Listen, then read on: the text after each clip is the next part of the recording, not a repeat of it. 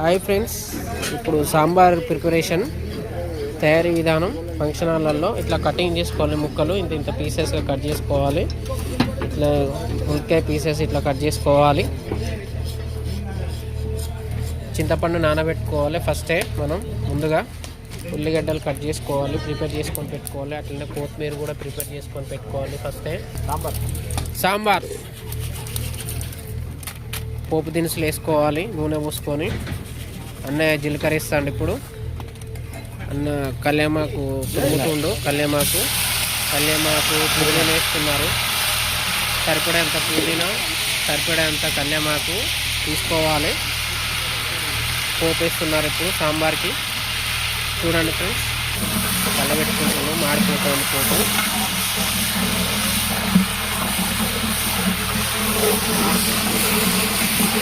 వేసుకున్న సాంబార్ ముక్కలు వేసుకుంటారు. కొంచెం పెద్ద పెద్దగా మీడియం సైజు ఉండాలి. సోరకాయ ముక్కలు, వంకాయ ముక్కలు అంటారు, కొంతమంది సోరకాయ ముక్కలు అంటారు తెలంగాణలో. పోపు మాడకుండా కలబెడుతూ ఉండాలి. పోపు మాడద్దు, తిప్పుతూ ఉండాలి గంటే. సరిపడంత పచ్చిమిర్చి వేసుకోవాలి. మార్వాడి మెంతి ఆట ఫ్రెండ్స్, ఇది నాకు కూడా తెలియదు, కొత్తగా వింటున్నా. ఇది కూడా సరిపడంత వేసుకోవాలి. పోపు మాడకుండా తిప్పుతూ ఉండాలి. కొంచెం సరిపడా పసుపు,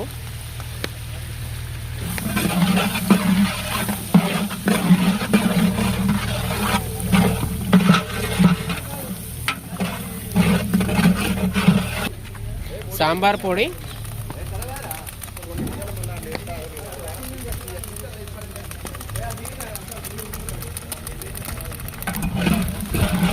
కలుపుతూ ఉండాలి. పోపు మాడకుండా సాంబార్ పొడి వేసుకోవాలి. చూడండి ఫ్రెండ్స్, ఎంత కలర్ఫుల్గా ఉందో పోపు. అన్నయ్య గంట పెట్టి కలబెడతా ఉన్నాడు పోపు మాడకుండా. అన్నయ్య బెల్లం పళ్ళ కుడతాడు. బెల్లం వేస్తారట టేస్ట్ రావడానికి. బెల్లం బుట్ట తీసుకొచ్చి 1 కేజీది. చూడండి ఫ్రెండ్స్, దగ్గర ½ కిలో బెల్లం వేశారు. టేస్ట్ గురించి బాగుంటుందట బెల్లం వేస్తే టేస్ట్ సాంబార్లో. మీరు కూడా ట్రై చేయండి ఇంట్లో ఎవరైనా.